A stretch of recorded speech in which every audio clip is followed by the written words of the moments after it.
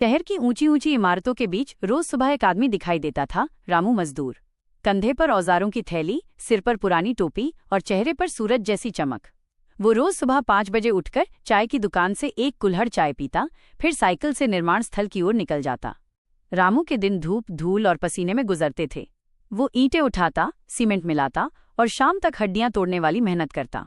लेकिन जब वो घर लौटता, उसकी छोटी बेटी गुड़िया दरवाजे पर भागकर आती और कहती, बाबा, आज तुम मेरे लिए क्या लाए?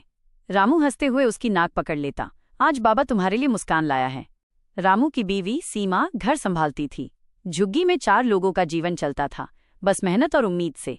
रामू हमेशा कहता, सीमा, हमारी झोपड़ी छोटी है लेकिन हमारी नीयत बड़ी है। एक दिन सब अच्छा होगा। एक दिन की बात है, रामू शहर की सबसे बड़ी इमारत में काम कर रहा था। दोपहर का वक्त था। सूरज सिर पर आग बरसा रहा था।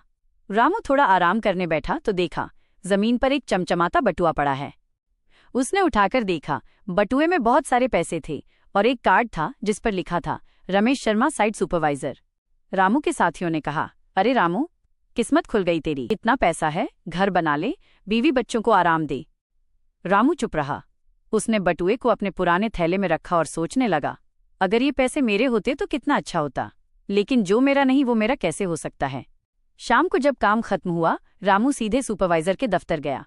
दरवाजे पर पहुंचते ही उसने बटुआ आगे बढ़ाया। साहब, ये आपका बटुआ गिर गया था। रमेश शर्मा ने बटुआ खोला, सब पैसे सही सलामत थे। वो हैरान रह गया। रामू, इतने पैसे देखकर भी तूने रख लिए? रामू मुस्कुराया, साहब, मेरे हाथ पसीने से गीले हैं पर गंदे नहीं। सुपरवाइजर की आंखों में चमक आ गई। अगले दिन उसने रामू को बुलाया और कहा, रामू, कल से तू साइट का मुख्य मजदूर होगा। अब तेरी मजदूरी दोगुनी होगी। रामू ने हाथ जोड़कर कहा, साहब, ईमानदारी की कीमत पैसा नहीं, भरोसा है। कुछ महीनों बाद उसी इमारत के बाहर एक छोटी चाय की दुकान खुली। गुड़िया। रामू अब भी रोज सुबह 5 बजे उठता, लेकिन अब मुस्कान और गर्व के साथ। वो जान चुका था कि मेहनत में देर हो सकती है, पर अंधेरा कभी नहीं रहता।